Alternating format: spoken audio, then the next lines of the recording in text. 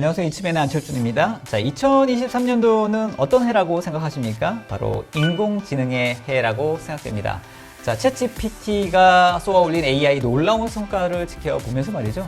기존 어떤 기술과 또 비즈니스 영역에 이 AI라고 하는 기술을 접목하려는 엄청난 시도와 또 투자들이 충분히 이해가 되고 있습니다. 대형 언어 모델, LLM이라고 하죠. 라지 랭귀지 모델이라고 하는 이런 인공지능 알고리즘이 수많은 사례들, 성공적인 혁신적인 사례들을 쏟아내면서 이 AI가 가지고 있는 엄청난 능력에 사람들이 굉장히 놀라워하고 있습니다. 하지만 반면에 또 제한되고 또 한계점들도 드러나고 있는 것도 사실인데요. 어떤 형태로든 명백한 패턴이 존재하는 분야 있지 않습니까? 이런 분야에서는 이 GPT, 자, Generative Pre-trained Transformer라고 하는 이 인공지능 알고리즘이 엄청난 위력을 보이는 게 사실입니다. 하지만요, 명백하고 확실한 사실을 다루는 분야 있지 않습니까? 이런 분야에서는 오히려 이런 챗GPT와 같은 인공지능이 한계와 문제점이 종종 드러나기도 합니다. 일명 우리가 할루시네이션이라고 하는 그런 증상이죠. 명백한 거짓말을 아주 태연스럽고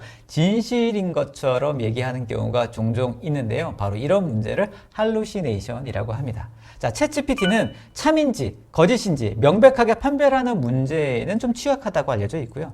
이 트랜스포머라고 하는 모델 자체가 그렇습니다. 확률적으로 가장 근접한 그런 내용들을 만들어내는 방식이기 때문에 아주 그럴듯한 답인데요.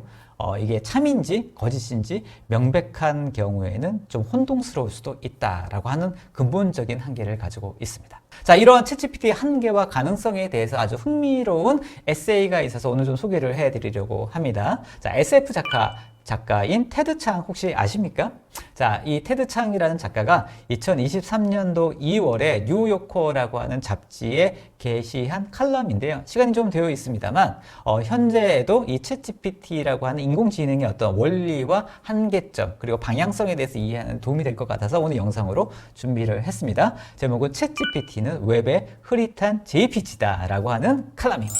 자, 참고로 테드 창에 대해서 간단히 좀 소개를 해드리도록 하겠습니다. 제가 제일 좋아하는 SF 작가인데요. 혹시 당신 인생의 이야기라는 책 읽어보셨습니까? 네, 2019년도에는 숨이라고 하는 책도 냈는데요.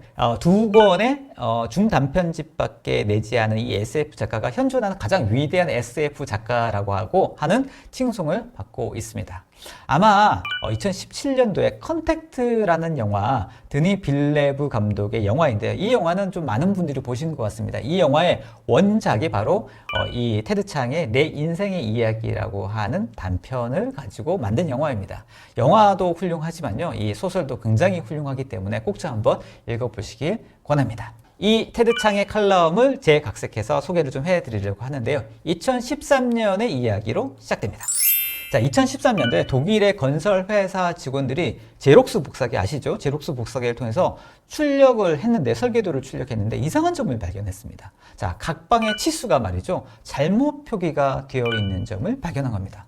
대체 어디서 문제가 발견했는지 찾아보다가 복사기가 원본의 이미지를 과도하게 압축하고 복원하는 프로세스가 있다는 것을 알게 됐죠. 그래서 이런 과정 통해서 설계도의 어떤 프린팅하는 내용에 있는 숫자를 이용해서 그 내용들을 수정하고 변경해서 출력했다라는 내용을 확인하게 된 겁니다.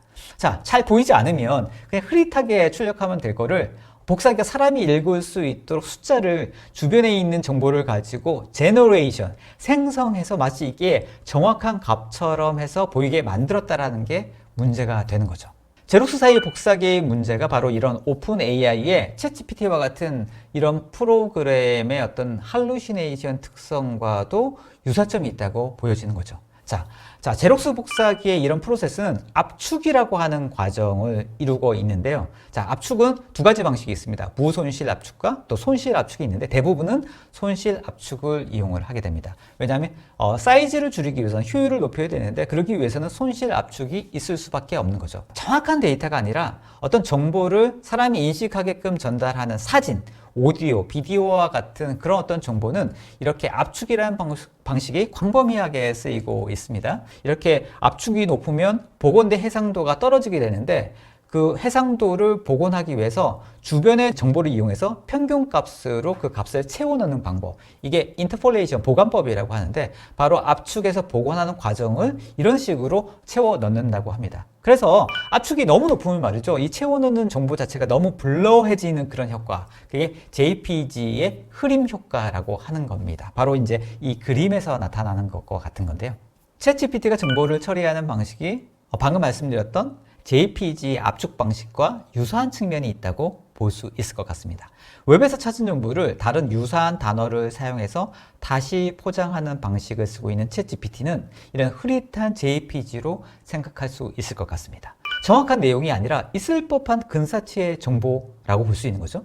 근사치의 정보가 텍스트 형식으로 제시되기 때문에 챗GPT는 마치 뛰어난 답변을 하는 것처럼 보이고요. 또 흐린 JPG 이미지를 보고 있지만 마치 명확하게 보이는 것처럼 약간 치팅하고 있다고 볼 수 있는 겁니다. 이게 바로 할루시네이션이라고 볼 수 있죠. 자, 이러한 대형 언어 모델 LLM이 전통적인 검색 엔진을 그래서 대체할 수 있을까요? 자, 생각해보면 웹의 정보를 최대한 압축해서 표현할 수 있는 챗GPT의 성능을 생각한다고 하면 충분히 많은 영역에서 검색 엔진을 대체할 수 있겠습니다만, 반면에 어떤 제시된 정보들이 완전히 조작되었을 가능성도 배제할 수 없을 것 같습니다. 전달되어진 어떤 그 정보에서 얼마만큼의 진실된 정보를 이용했는지에 대한 정확한 레퍼런스, 정확한 근거가 제시되어야 할 것인데, 자, 이런 그 흐림 효과들이 정답에 얼마나 포함되어 있는지를 구분할 수 있는 방법이 제시되어야지만 이런 대형 언어 모델 LLM이 전통적인 검색 엔진을 완전히 대체할 수 있는 형태로 발전하지 않을까 생각하고 있습니다. 대형 언어 모델과 JPG 압축에 대한 테드 창의 비교 흥미롭지 않습니까? 자, 이 비교를 통해서 AI가 어떤 문제를 가지고 있고 어떤 기회를 가지고 있는지를 이해하는 데 아마 도움이 되실 것 같습니다.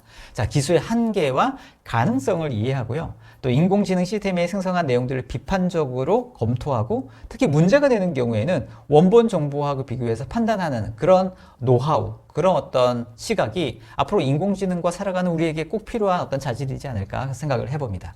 AI는 확실히 흥미로운 분야이고요. 또 기술과 인문이 섞여가면서 완전히 새로운 도메인으로서 새로운 영역들을 창발해 가고 있는 영역인 것 같습니다. 앞으로 더 흥미진진해질 것 같은데요. 앞으로도 이 AI 관련된 영상들 많이 더 만들어 볼 수 있도록 하겠습니다. 자, 끝까지 시청해 주셔서 감사합니다.